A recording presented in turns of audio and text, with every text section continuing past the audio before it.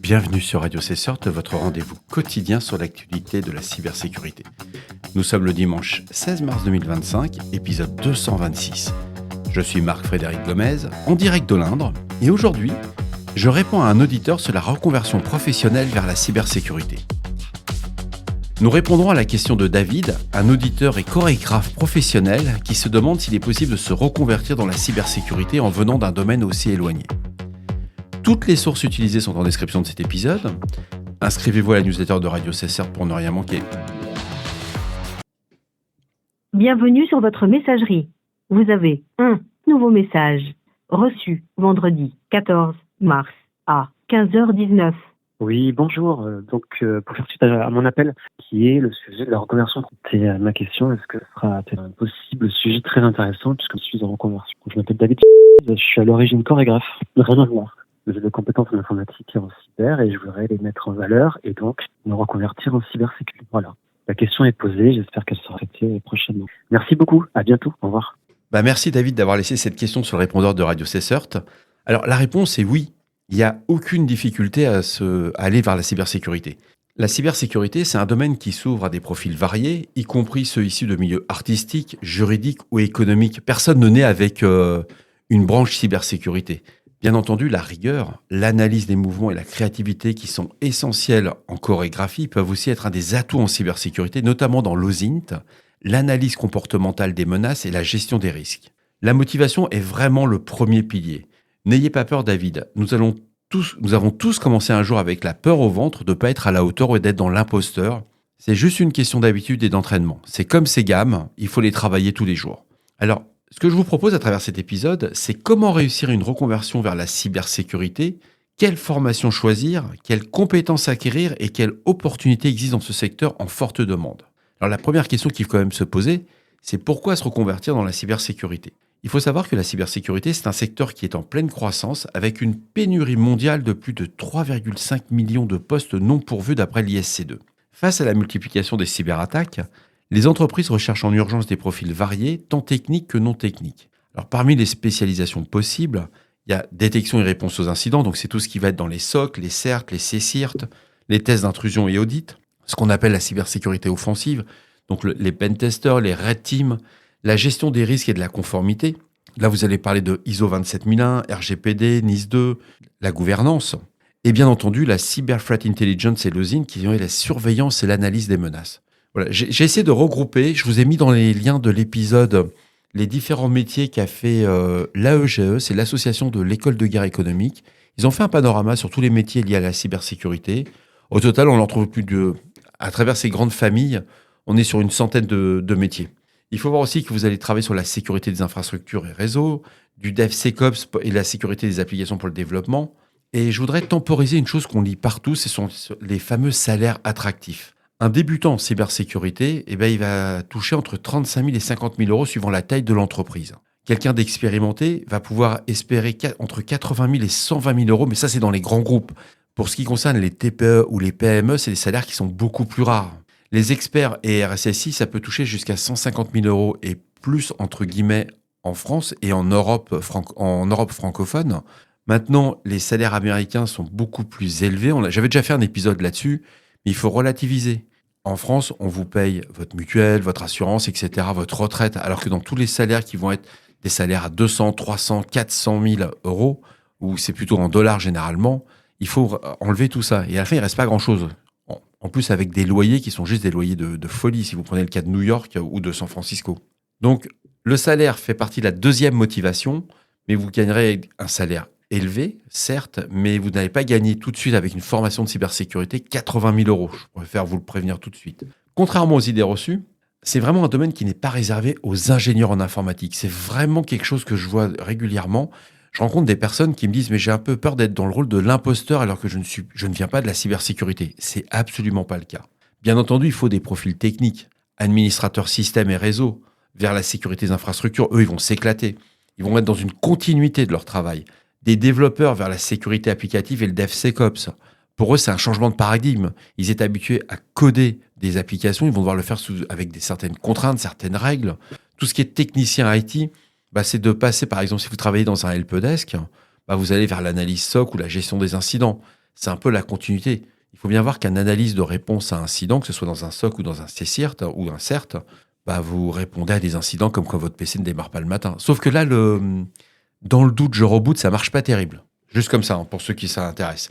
Et puis, il y a les profils non techniques. On retrouve énormément de juristes qui vont se diriger vers la protection des données ou la conformité RGPD ISO 27001, des consultants en gestion des risques et vers la sécurité des entreprises, beaucoup de management sur la cybersécurité, des analystes en renseignement vers la Cyber Threat Intelligence et le ZINT. Il ne faut pas oublier qu'il y a aussi l'intelligence économique, qui est un domaine clé en cybersécurité. Il y a une école en France qui est l'école de guerre économique, l'EGE, qui propose des formations spécialisées en intelligence économique et en gestion des menaces cyber, qui sont parfaitement adaptées à une reconversion dans votre cas. Mais pour vous, David, en tant que chorégraphe, vous avez un avantage énorme. Vous avez un esprit d'analyse et une capacité à détecter des schémas dans les mouvements qui sont des véritables atouts dans l'OSINT et dans l'analyse comportementale des menaces. Tout est dans le détail. La différence entre... comment dirais-je ? On est dimanche, je pense qu'on peut le dire. La différence qu'il y a entre un poney et un mec qui est bon dans une équipe de réponse à incident, ou comme dans la gouvernance, c'est le petit détail. C'est parce que c'est grâce au détail que vous allez pouvoir identifier votre menace et pouvoir la qualifier. Et là, vous avez une chance extraordinaire. En tant que chorégraphe, vous voyez tout de suite quand quelque chose ne va pas sur une piste, et là, ce sera la même chose. Alors, comment se former ? Alors, il y a des formations diplômantes assez basiques. Il y a un BTS SEO avec une option cybersécurité. Il y a des licences professionnelles en cybersécurité, des masters en cybersécurité, des MBA qui sont aussi spécialisés en cybersécurité et intelligence économique. Il y a l'EGE, il y a Centrale Supélec, il y a Mines, ParisTech. Il y a des certifications qui sont reconnues. Ça peut aider, ça fait pas tout. Alors, ça aide énormément quand vous êtes junior à avoir une certification, mais il y en a qui ne sont pas accessibles quand vous êtes un junior. Par exemple, un CISSP, il faut 5 ans d'expérience. Vous ne les avez pas, donc vous pouvez suivre les cours, mais vous ne pourrez pas être certifié. Vous avez le CISM pour le management des risques, l'OSCP pour le pen test avancé, un CEH, c'est beaucoup plus abordable. Ça vous fait aborder une partie pen test et forensique. Il y a le CompTIA, sécurité pour débuter. Et puis, il y a toutes les formations en ligne que je vous recommande fortement. Alors que ce soit aussi bien sur Open Classroom, Coursera, Udemy pour des formations qui sont certes certifiantes mais non reconnues professionnellement, mais elles vont vous amener de la confiance. Elles vont vous permettre de, entre guillemets, de faire du déchiffrement, de défricher correctement le job. Il y a le Sens Institute avec des formations avancées. Alors, il faut savoir que le Sens, ce sont des formations certifiées, reconnues, mais elles sont très chères. En moyenne, c'est entre 8 et 9 000 euros si vous suivez une formation. Donc, c'est très, très cher juste pour une semaine. Mais c'est vraiment c'est très sympa, c'est très actionnable. À voir si vous pouvez les faire financer par un CPF ou autre. Après, il y a des plateformes comme TryHackMe, HackTheBox pour la pratique offensive et défensive. Il y a RootMe aussi. C'est passionnant parce que ça vous demande pas beaucoup d'investissement. Ça vous demande de la pratique. Et il faut bien voir que derrière votre passion, derrière le fait de vouloir se reconvertir en cybersécurité, ce que va regarder un employeur, c'est aussi votre motivation profonde. Et tout ça, il faut le vendre pendant l'entretien, parce qu'il y a beaucoup de directions des ressources humaines. Vous leur parlez de Coursera, de TryHackMe ou de RootMe, la majorité, ils sont perdus. Alors, comment on va réussir sa transition vers la cybersécurité ? Il faut se former en continu et pratiquer. C'est quelque chose que je vais partager avec vous tous, chers auditeurs, chères auditrices, et pas uniquement avec David. Ça fait 10 ans que je suis à la tête du CERT, de mon entreprise. Ça fait 10 ans que je me forme. Et ça fait 10 ans que j'apprends tous les jours. C'est-à-dire qu'à aucun moment, j'ai pu dire « je pose le stylo, c'est bon, je pense que je maîtrise mon sujet ». C'est pas vrai, ça ne marche pas. Tout le temps, vous êtes en train d'apprendre. Et apprendre, c'est pas juste oui, j'ai lu une news sur Internet ou j'ai scrollé sur Insta. Non, c'est pas ça, apprendre. Apprendre, c'est ouvrir un bouquin, c'est monter une plateforme de test, c'est faire du lab, c'est faire du forensic, c'est faire de la CTI régulièrement, c'est faire des investigations. C'est chaud, ça demande un très grand engagement au niveau de son temps personnel. Alors, vous pouvez aussi participer à des exercices de capture the flag, ce qu'on appelle des CTF. J'ai essayé, je suis hyper mauvais. Donc, j'ai compris que c'était pas là-dessus. Ça correspond pas au monde, ce que je vois dans le monde réel. Et je vous cache pas que moi, ce qui me fait vraiment kiffer dans ce métier, c'est les vrais incidents, travailler sur un CTF pour dire j'ai eu des scores, j'ai fait des points, je suis pas arrivé le premier, bof. C'est pas mon truc. Par contre, un vrai incident, quand le truc s'est fait poncer en long, en large, en travers, qu'il faut faire un forensic, une ICTI, trouver, ça, c'est plus cool. C'est une autre façon de voir. C'était juste un partage que je fais avec vous. Il faut bien entendu expérimenter via des labs en cybersécurité des plateformes OSINT. Je vous recommande fortement de vous rapprocher d'associations Ensuite, il faut se créer un portfolio. Vous êtes débutant, vous êtes en train de vous reconvertir.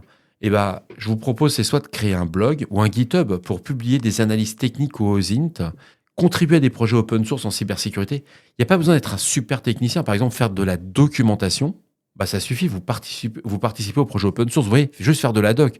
Traduire une doc qui est en anglais en français, permettre mettre sa petite pierre à l'édifice. Et bien entendu, participer à des conférences et événements comme le FIC ou les assises. Alors, les assises de la sécurité, il faudra être invité. C'est plus compliqué à y aller comme ça. Et vous avez pas mal d'événements où il faut participer, se faire connaître, échanger avec les gens. Il faut aller vers les gens. C'est très compliqué quand on est un peu timide, mais bon, on se fait une raison au bout d'un moment. Et puis, pour obtenir sa première expérience, il ne faut pas hésiter à faire du stage, de l'alternance, du bénévolat. Il n'y a pas le choix de toute manière. Vous arrivez, ça va les surprendre un petit peu. Postuler à des rôles, je dirais, juniors, c'est-à-dire un analyste SOC. Alors, je tiens à préciser pour tous mes confrères analystes SOC, tout le monde n'est pas junior, mais quand on veut rentrer dans la cybersécurité, c'est quand même plus simple de rentrer en étant analyste SOC, technicien en cybersécurité, ou rejoindre une start-up. Vous faites le pari, vous dites « Ok, je rejoins une start-up ». Un CERT ou un CCIRT, ça va dépendre de son niveau de maturité. Aujourd'hui, vous pouvez trouver des postes sur des CERT ou des CCIRT qui démarrent, mais donc, ce qui peut être hyper intéressant. Et quand vous rejoignez une équipe de réponse incident, vous n'avez qu'une seule question à poser, c'est quels sont leurs moyens. Ah, je vois certains d'entre vous dire « Mais comment ça, qu'est-ce que ça vient faire là-dedans ?» Bah, c'est simple, si vous rejoignez une équipe de réponse à incident et il n'y a pas de moyens pour avoir des outils de CTI, de forensic, de réponse à incident, de gestion de crise, etc., ça va être long. Et vous n'allez pas apprendre grand-chose, vous allez vous ennuyer et ça, même à la limite, ça peut même vous donner envie de quitter cette branche métier. Donc vérifiez tout ça. Les secteurs qui recrutent en cybersécurité, bah, je dirais tous, mais en majorité, on va être dans les grands comptes, ça va être les institutions financières, les assurances, le secteur public, la défense, des startups et des grandes entreprises dans l'informatique, l'industrie, les télécoms. C'est à peu près tout le monde qui recrute actuellement. Il y a beaucoup d'offres d'emploi, mais tous les retours que j'ai eu de la part des étudiants que j'ai suivis à l'EGE, les juniors ont quand même du mal à avoir le premier job. C'est-à-dire qu'on les trouve très sympas, ils ont un super beau diplôme, tout ce qu'on veut, mais le premier job est quand même compliqué. Puis on leur dit, en sortie d'école, tu vas gagner entre 50 et 70. Puis quand ils vont dans la vraie vie, on leur dit non, tu as 35, entre 35 et 42. Et là, ça fait mal, ça pince un peu pour eux. Donc les parcours, pour moi, au niveau d'une évolution potentielle, c'est vous commencez analyste SOC, ou même dans un CSIRT ou dans un CERT, vous allez aller plus loin après sur le pen testing, puis l'architecture sécurité, et enfin finir RSSI. Vous pouvez aussi démarrer en tant que consultant GRC, donc c'est tout ce qui est la gouvernance, responsable de conformité, puis DPO ou RSSI aussi à la fin. Et puis, il y a l'analyste CTI et OSINT qui va aller vers le responsable de la threat intel. Là, on est sur des profils très particuliers. Personnellement, moi, j'apprécie énormément la CTI. Non, je vais le faire avec mes mots. Je kiffe ma race sur la CTI. C'est vraiment, j'adore jouer à l'inspecteur et tout. Vous allez pouvoir vous prendre pour James Bond, tout en respectant la loi, bien entendu, mais c'est le kiff. C'est le meilleur mot. Je dirais que c'est le meilleur job du monde, quoi. Et si je devais faire un mot de la fin, alors, quand j'ai préparé l'épisode, je m'étais dit... je l'avais plutôt bien construit, je m'étais fait un script sous ChatGPT en bonne et due forme. Je vous cache pas, j'ai viré le script, je l'ai détesté. Alors le mot de la fin, c'est que pour moi la cybersécurité, c'est un domaine qui est accessible à tous. Quelqu'un qui dit qu'il est expert en cybersécurité et que c'est pas accessible à juste à l'élite, etc., c'est un tocard, c'est juste un bouffon, quoi. Il y a des opportunités qui sont passionnantes. Que l'on vienne de l'IT, du droit, de l'intelligence économique ou même de la danse, il y a aucun complexe à avoir. Il existe des passerelles pour intégrer ce secteur, une bonne formation, une approche proactive. Il est tout à fait possible de réussir une transition vers un métier en forte demande. Et David, en tant que chorégraphe, aujourd'hui, être un expert OSINT ou analyse CTI demain, pour moi, c'est juste une question d'apprentissage, d'adaptation, de motivation. Ça sera dur, vous aurez plein de refus. Il y a plein de gens qui vont vous dire « Ouais, non, vous venez de tel domaine, pourquoi vous voulez faire une transition professionnelle, etc. » Tous ces gens-là, c'est des gens toxiques. Faites pas attention. Et il faut bien le voir dans la vie. Il y a que sur LinkedIn ou sur les réseaux sociaux que vous voyez des gens vous dire « Moi, j'ai réussi du premier coup. » Ou « Je fais 1 million d'euros et je suis tout seul, bla, tout ce bullshitomètre. » Dans votre cas, vous allez vous prendre des baffes. Beaucoup de gens vont refuser de vous faire travailler. C'est pas grave. Apprenez, avancez. Ça sera décourageant, mais je vous rassure, à la fin, ça peut marcher. Et un exemple très concret, dans mes équipes, j'ai pris des gens autodidactes qui n'ont pas de diplôme. Et aller faire rentrer quelqu'un sans diplôme dans une institution financière, ça a été compliqué au niveau RH. Mais on leur a bien expliqué. C'est un profil qui était motivé, qui avait les bonnes références, qui avait bossé, qui avait publié énormément sur ce qu'il faisait avant. le résultat, il est toujours chez nous. Donc, c'est un sujet qui était un petit peu décousu. C'est un épisode spécial, on est dimanche. Si ça vous intéresse, ce type de sujet, dites-le moi. N'hésitez pas à laisser une question, à laisser un avis sur le répondeur. Et ça sera avec plaisir que j'organiserai d'autres émissions de ce type-là. Et voilà, cet épisode de Radio Cessert, cet épisode spécial de Radio Cessert du dimanche 16 mars 2025 touche à sa fin. J'espère qu'il vous a apporté des informations claires et utiles. Si vous avez des retours ou des sujets que vous aimeriez voir traités, faites-le moi savoir. Laissez-moi un message sur le répondeur de Radio Cessert au 07 68 72 20 09 ou envoyez-moi un mail à radiocessert@gmail.com. D'ici là, restez vigilants, surveillez vos systèmes et surtout... On ne réfléchit pas, on patch.